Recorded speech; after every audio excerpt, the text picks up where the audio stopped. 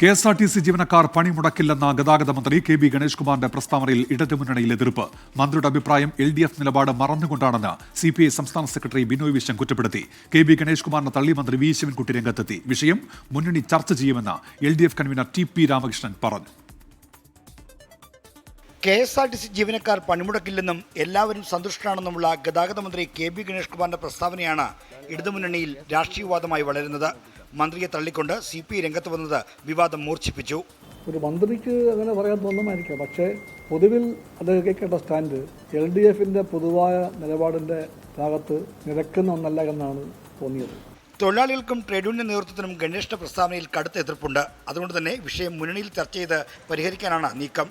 സാധാരണ നിലയിൽ മന്ത്രിക്കല്ല നോട്ടീസ് കൊടുക്കേണ്ടത്. ഇടതുപക്ഷ ജനാധിപത്യ മുന്നണിക്കകത്ത് ചർച്ച ചെയ്യാൻ അവസരമുണ്ട്.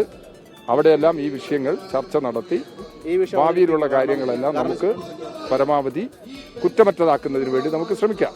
മന്ത്രിസഭയിലെ സഹപ്രവർത്തകരും ഗണേഷ് കുമാറിന്റെ പ്രതികരണം തള്ളിക്കളയുകയാണ്. ഗണേഷ് കുമാറിന്റെ അഭിപ്രായം പറഞ്ഞു. പക്ഷേ ഇടതുപക്ഷ ജനാധിപത്യ മുന്നണിയെ സംബന്ധിച്ചിടത്തോളം സമരത്തിന് അനുകൂലമായിട്ടുള്ള നിലപാട് സ്വീകരിച്ചിട്ടുണ്ട്. പ്രസ്താവന വന്നിട്ടുണ്ട്. 24 തിരുവനന്തപുരം.